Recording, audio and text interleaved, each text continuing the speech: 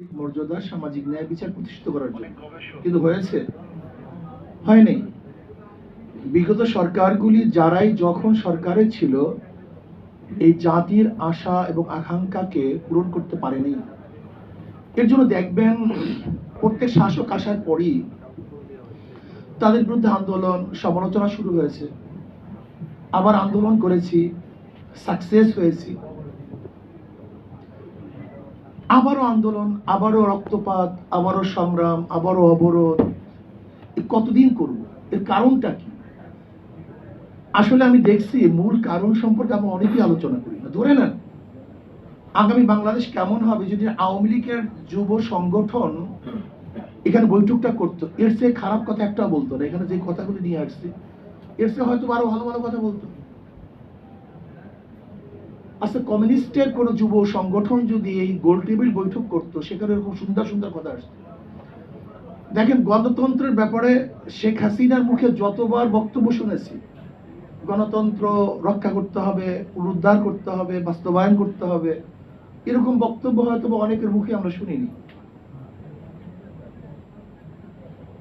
একজন মানুষ যখন বক্তৃতা করে সে চায় যে মানুষজন আকৃষ্ট হয়, ভালো কথা বলতে পারে।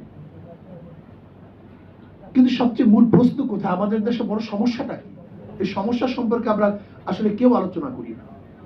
আমাদের দেশের সবচেয়ে বড় সমস্যা নীতি ও আদর্শ। নীতি ও আদর্শ সবচেয়ে বড় সমস্যা। আপনি পানি পান করবেন, শুধু কি পানি দেখবেন না পাত্রও দেখবেন?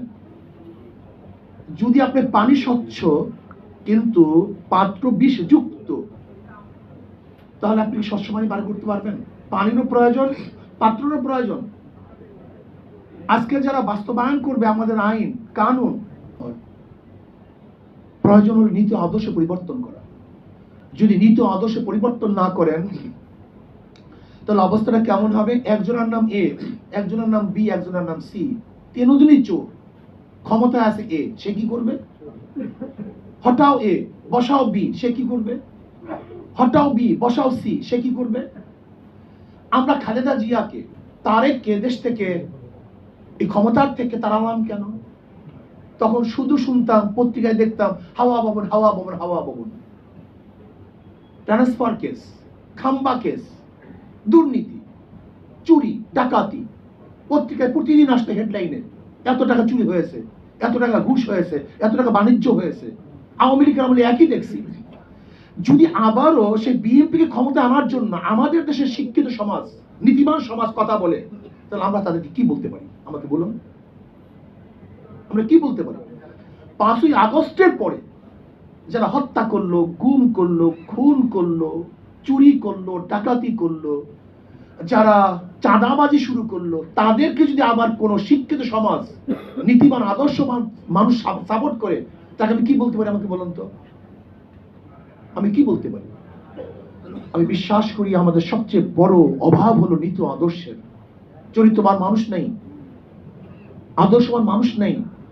দেখবেন আমার এক ভাই বললেন এই দেশটা বিভিন্ন আদর্শের মানুষের বসবাসের স্থান। কি বলি? মুসলমান, হিন্দু, খ্রিস্টান, বৌদ্ধ।